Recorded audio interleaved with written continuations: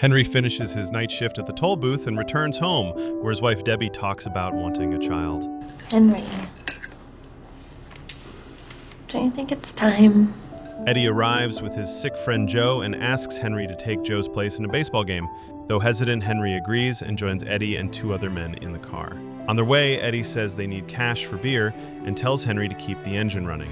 Keep the engine running, okay? Instead of an ATM stop, the men mask up and rob a bank without Henry's knowledge. Moments later, the alarm sounds and they flee through another exit. Unaware of the robbery, Henry waits in the car until a police officer, noticing his matching jersey, arrests him. Things are about to spiral out of control. Stick around for the next twist and make sure to like, share, and subscribe so you don't miss it. Henry stays silent during questioning and is sentenced to 3 years in prison, sharing a cell with Max, a lifer. Over lunch, Henry explains he's innocent.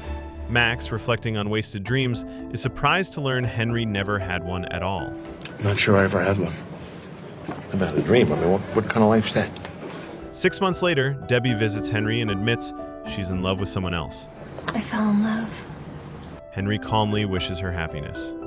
Months later, Max jokes about scaring the parole board to avoid release, while Henry focuses on his own upcoming parole review. Other inmates remark that everyone knows he's innocent, and Max teases that he might as well have committed the crime. Henry's parole is approved. The day before release, he urges Max to seek freedom, but Max says he's content in prison. Henry goes to see Debbie, only to find Joe living there as the man of a house. Debbie is pregnant, just as she had always wanted, and she suggests he consider becoming a distributor for Ginchi, a Korean kitchenware brand. Joe thanks Henry for not giving up his name. Listen, Henry, I just wanted to say thank you, Though Henry says he doesn't even know it. After leaving Debbie's house, Henry visits the bank where he was arrested. Distracted, he's hit by a car driven by Julie. A police officer, the same one who arrested him, recognizes Henry. Hey, it's you. Yeah, me. And takes him to a cafe. There, Henry spots an old newspaper about a failed bank robbery with a tunnel leading from the bank to the theater across the street.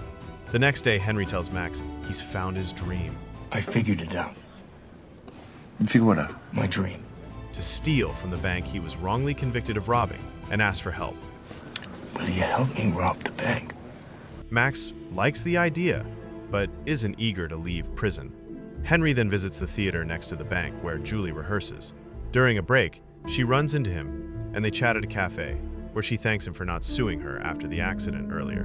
Max follows Henry's advice at his parole hearing and is released, though he doubts the tunnel exists. Max suggests using guns, but Henry refuses, wanting no one harmed. We go in with guns. No guns. Max wants to case out the bank and charms a staff member into revealing details about the vault. As Henry points out where the tunnel might be, Julie appears, surprised to see him again. Jesus! Henry? Hi. And meets Max, who pretends he once performed at the theater. He asks for a tour, which Julie reluctantly arranges. Inside, Max invents stories about past concerts, raising Julie's suspicion. A man with show details offers to give Max a full tour, during which Max learns about the tunnel to the bank and a hidden room. The guide even shows him the tunnel's location while Max checks the walls for hidden spaces. Meanwhile, Henry tells Julie he's just been released from prison. Just got out of prison. Max returns from the tour and casually says he'll be back to volunteer at the theater. Julie agrees to a date with Henry. Max mentions plans to replace the tunnel dirt. At dinner, Julie talks about wanting a meaningful legacy and possibly moving to Hollywood. Afterward, they visit a waterfall where Henry tells her about his wrongful imprisonment and admits he plans to rob the bank. We're trying to rob the Buffalo Savings Bank. What? Julie isn't convinced, but finds herself falling for him. They end the night at her apartment, where Henry reads from her script.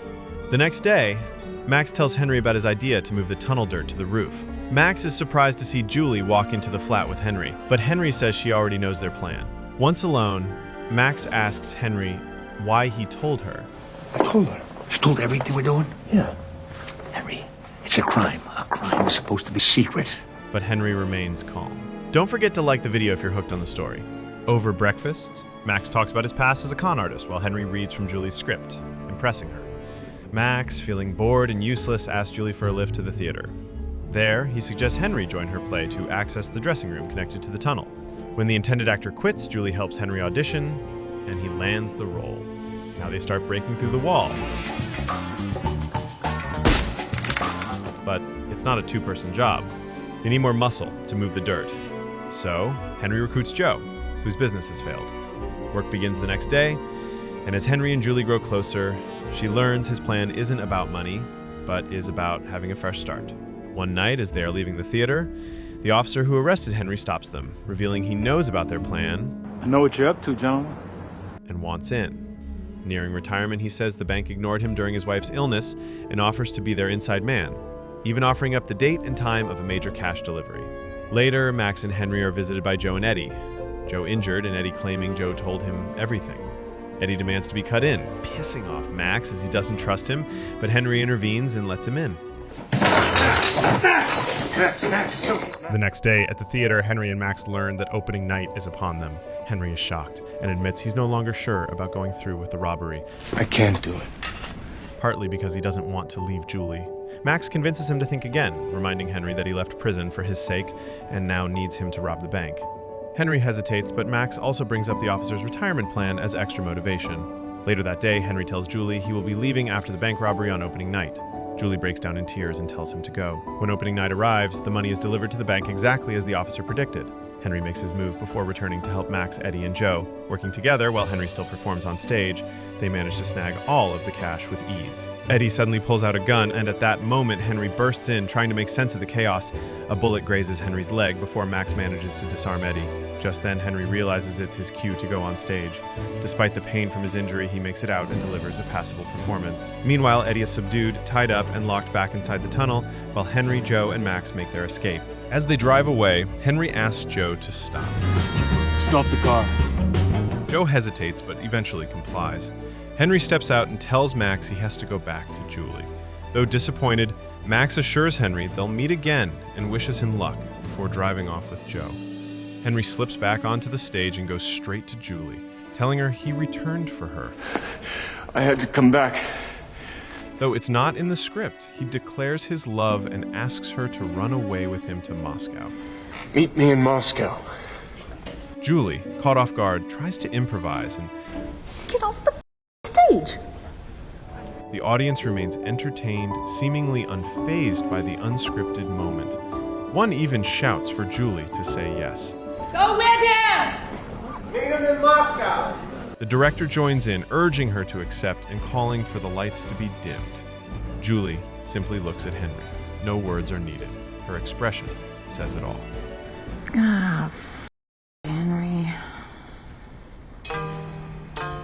That's the end of our story. Thanks for watching.